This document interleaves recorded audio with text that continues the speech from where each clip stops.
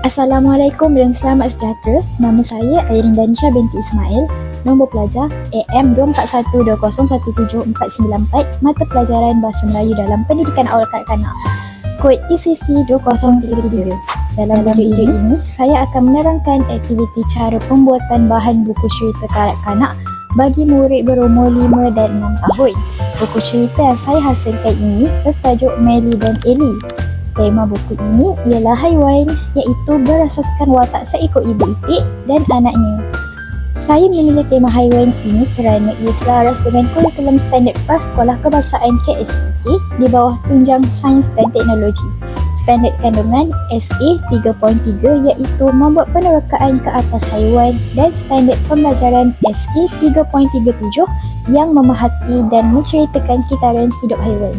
Melalui tema ini, kanak-kanak dapat mengenal haiwan, memerhati ciri-ciri fizikalnya dan memahami kitaran hidup dengan cara yang menyeronokkan. Seterusnya, saya akan menerangkan cara saya menyediakan bahan buku cerita ini. Langkah pertama, saya mencari gambar yang sesuai di aplikasi Pinterest untuk dijadikan latar belakang. Kemudian saya menggunakan aplikasi Canva untuk mereka bentuk setiap muka surat dan menulis teks cerita yang sesuai dengan tahap umur kanak-kanak.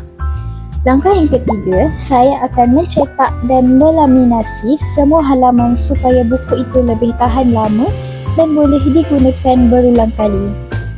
Langkah keempat, saya menambah elemen interaktif iaitu sayap itik yang boleh bergerak ke atas dan ke bawah.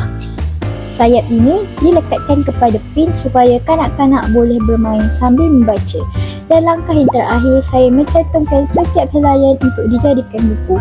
Buku ini mempunyai 12 muka surat yang mengandungi kisah seekor ibu itik bernama Melly dan anaknya Ellie yang suka berenang di tasik. Ceritanya ringkas, mudah difahami dan menggunakan ayat yang pendek yang sesuai untuk kanak-kanak pada peringkat awal membaca. Buku ini memberi banyak kebaikan kepada kanak-kanak. Pertama, ia membantu mengembangkan kemahiran bahasa dan komunikasi kerana kanak-kanak boleh membaca, menyebut dan meniru bunyi seperti kuek, kuek. Kedua, ia menggalakkan perkembangan kognitif apabila mereka mengenal warna, bentuk dan habitat haiwan itu.